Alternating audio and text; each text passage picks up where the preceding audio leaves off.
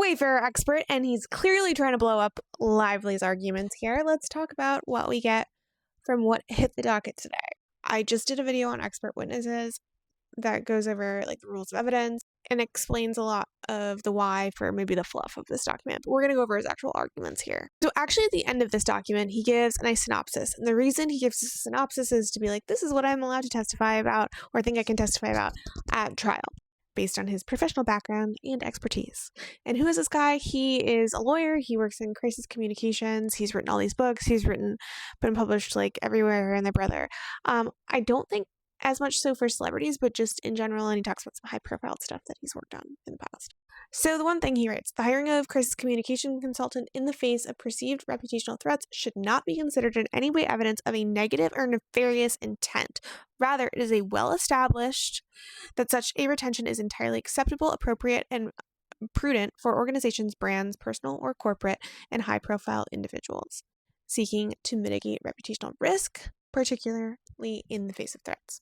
Then he says, a misunderstanding of the role of crisis communications manager office often feeds negative perceptions regarding the role of crisis communications. And he goes into this and talks about how the media and movies and TV shows has portrayed crisis communications kind of wrongly so in his view. And I'm like, I'm sure there are ones that are a little bit more nefarious than others, but sometimes you are just correcting the actual record for the truth. But I'm sure there are instances where they are probably making things up. Then he says media monitoring is a standard practice in all public relations, and particularly in crisis communications and other sensitive communication matters, and should not be seen as an effort at social media manipulations. I think that this has something to do with some allegation around, I think like every day they were sent a media report. That does feel like something that would probably be typical for somebody in PR and crisis communications to monitor the media.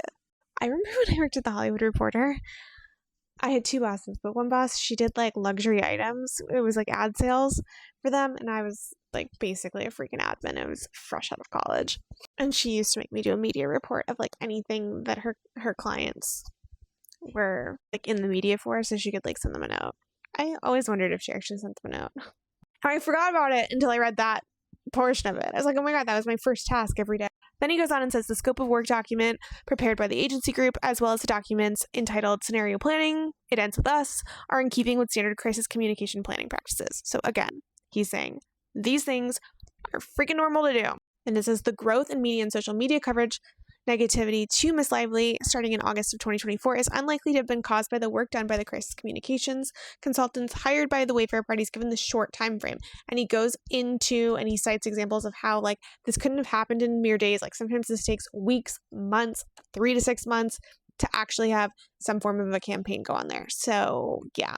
He's like, that doesn't prove anything. And it says tools to measure media and social media sentiment are sometimes less effective during crises, litigation, or other sensitive dispute-related public issues. There is a need, therefore, to drill down on the data, particularly when attempting to discover causal relationships. Wow. He gave a really good example here that I think I wrote a note on. He has like about mentions of negative publicity data sets, but we don't have enough info on what went into the data set itself and what constituted negativity to understand the data reflected in the charts. And this was about Lively's negativity in like August onward.